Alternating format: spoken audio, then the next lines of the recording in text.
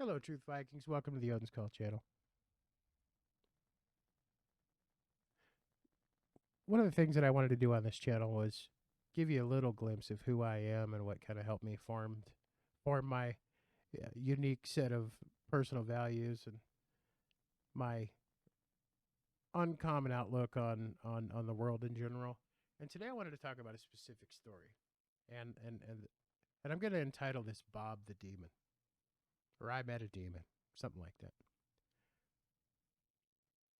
And it's not what you think. I didn't meet a real demon. So if that's what, if the clickbait title got you, I'm not going to talk about a real demon. But I'm going to talk about what I thought was a demon at the time and how this interaction changed my life indelibly, permanently, and gave me a perspective that I never had up until that point.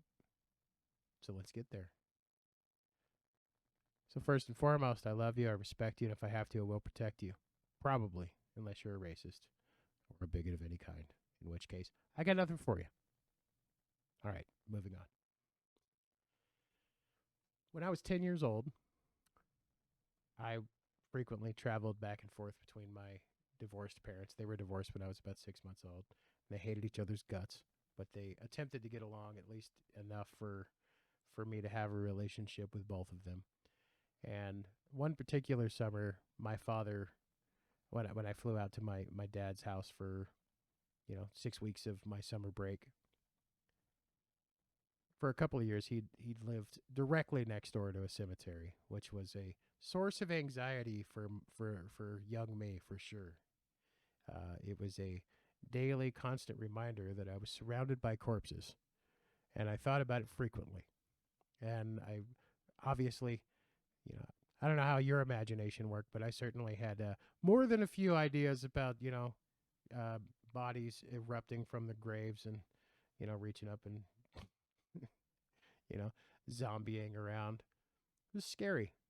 And another step in that was where my dad's house was very, very close to what they called the baby graveyard. So it was a pretty common thing for us to look out there and see a coffin that was rather small. And it was sad, and it was a reminder that I was mortal at a very young age, and I didn't like that very much, obviously. So, and I mentioned all of that as a little bit of a precursor for why I was always kind of uneasy there anyway.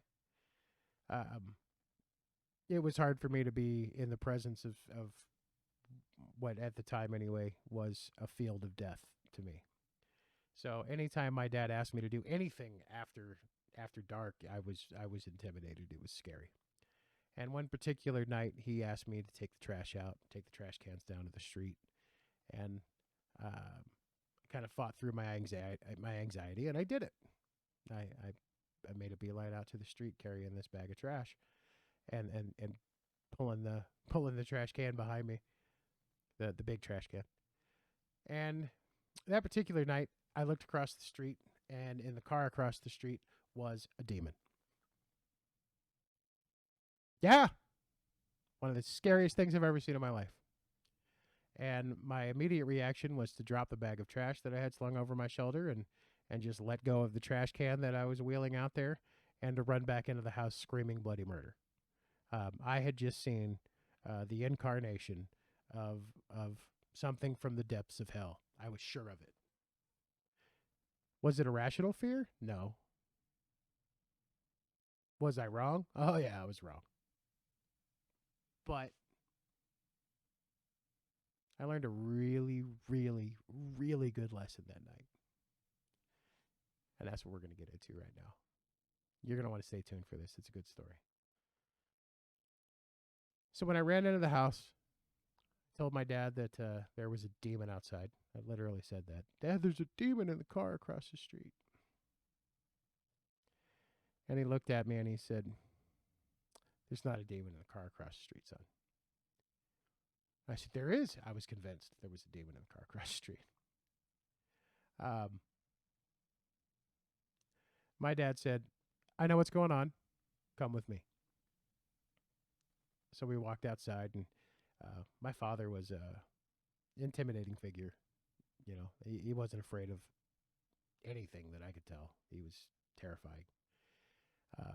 Not to me, but I could see where he would scare other people. He was always pretty friendly to me. Um, so he walked me across the street where the demon in the car had gotten out and was bringing groceries inside of his house. And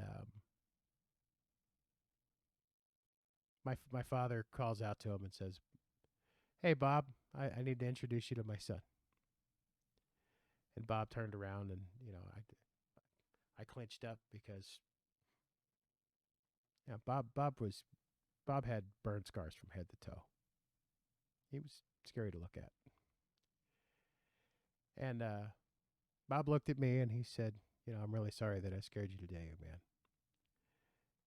And as soon as I heard his voice, all of that anxiety kind of slipped away, and I was overwhelmed by a sense of guilt that I had reacted the way I acted, because it became really apparent to me that something really bad had happened to this guy, and that his primary concern at the moment was that he had scared me, and not he hadn't taken offense that I was afraid of him. It touched me. It was a thing. And as it turns out, Bob had experienced an unbelievable loss. His house had burned down. He was burned from head to toe, attempting to save his wife and two children that didn't make it.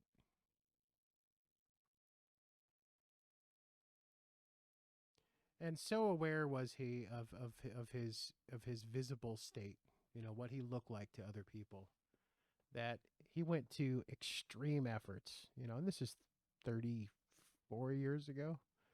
He went to extreme effort to be as private as possible so as not to scare people. And I'll admit, looking at him was hard. He was a strange looking man. Um, I remember my father said, "Shake his hand, son." And I reached out my hand, and he reached back to mine with, he had 2.5 fingers, and that was jarring. It was hard, but I shook his hand, and as I shook his hand, I noticed that he had lowered his head and kind of dropped his eyes because he felt ashamed of something over which he had absolutely no control.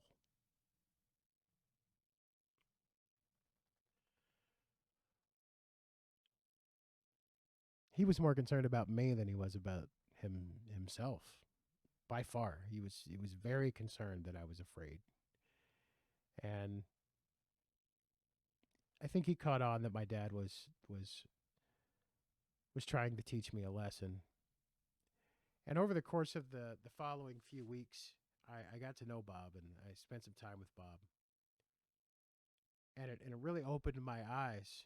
He explained to me that when he went grocery shopping, he went, this was, Midwest, and this particular night it was about 10 o'clock, so the grocery store probably would have closed at 9 at the earliest, or at the latest, I guess. But he would very intentionally do his grocery shopping right before close. When he went out in public, he wore a covering over his face because he didn't want to intimidate people and he didn't want to scare people. And frankly, he told me, "I still like the scorn and the fear on people's faces."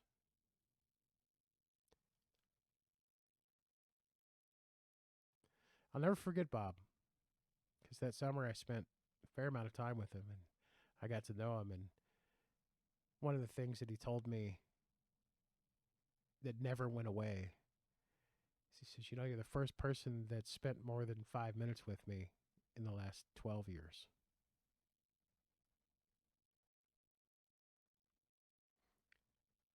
He also told me that for the majority of the time since that horrible, fateful day, he just wanted to not be around anymore. but he didn't have what he referred to as the courage to not be around anymore. So he was just kind of waiting for it to happen. He also told me that he wished he hadn't made it because losing his wife and losing his kids was more than he could bear, that he was broken. And he told little 10-year-old me that I changed that for him by just spending time with him, just caring about him. And my father was all behind it. He'd known Bob for quite a while, knew Bob wasn't a threat, and knew the amount of scorn that he experienced. And I learned a lot from Bob that year. He passed away the following summer. Natural causes, not intentional.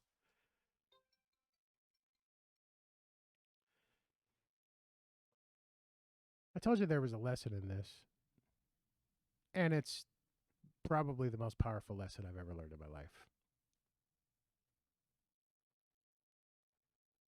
We are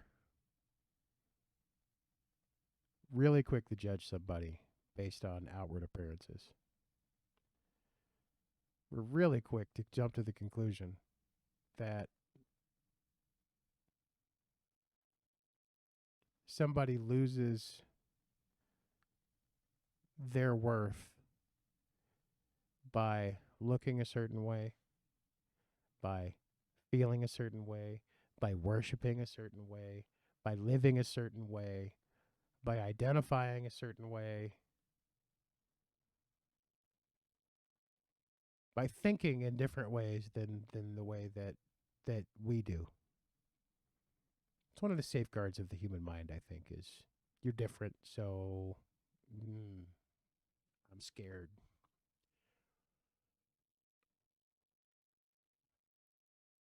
It's not right. What is right is looking past that surface.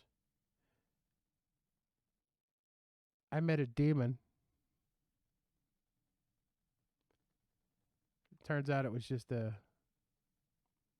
nice guy who'd been through some shit.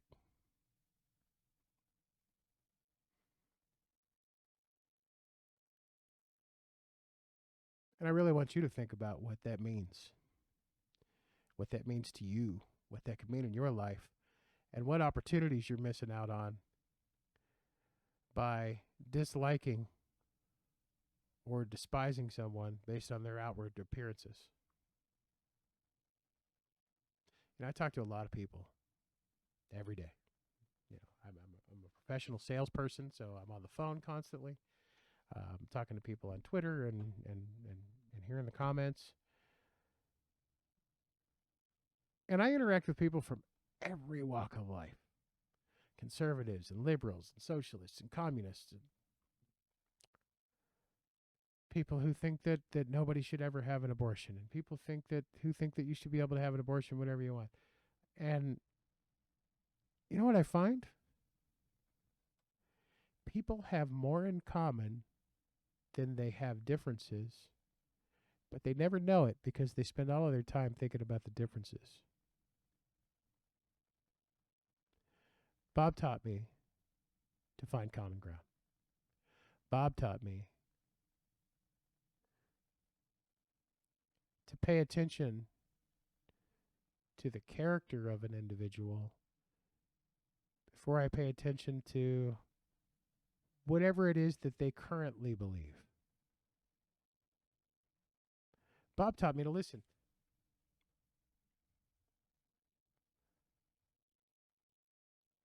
Bob taught me that your life can be absolutely ruined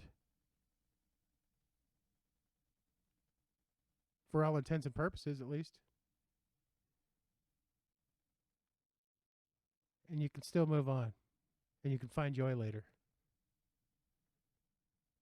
But most importantly, Bob taught me that not all people are the same. That the book has the book can have several different colors. And even if the cover of it's mangled, the content inside is still important. So there's a whole lot of you out there right now that don't like people with differing political views, don't like people with different controversial views, the gun control, the abortion, the pick a topic. There's plenty of them out there that people are arguing about right now.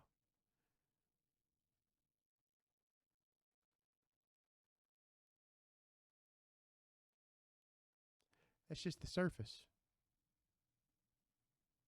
And the problem is people look at the surface and they just assume the inside's rotten if the surface doesn't agree with them. Have a conversation. Find out who they are, who they actually are, not what they appear to be.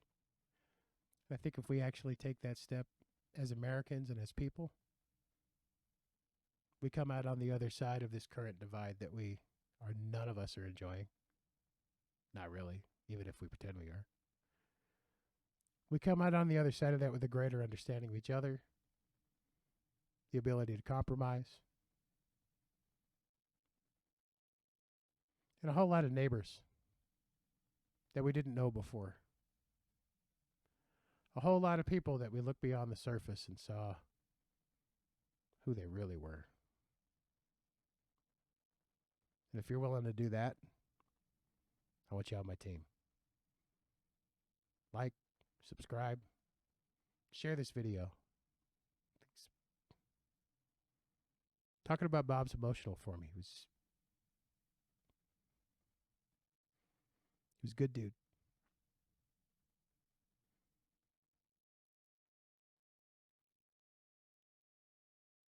Look for the Bobs in your life. They're out there. You're not talking to them. Please do. I love you. I respect you. If I have to, I will protect you. I'm glad you came.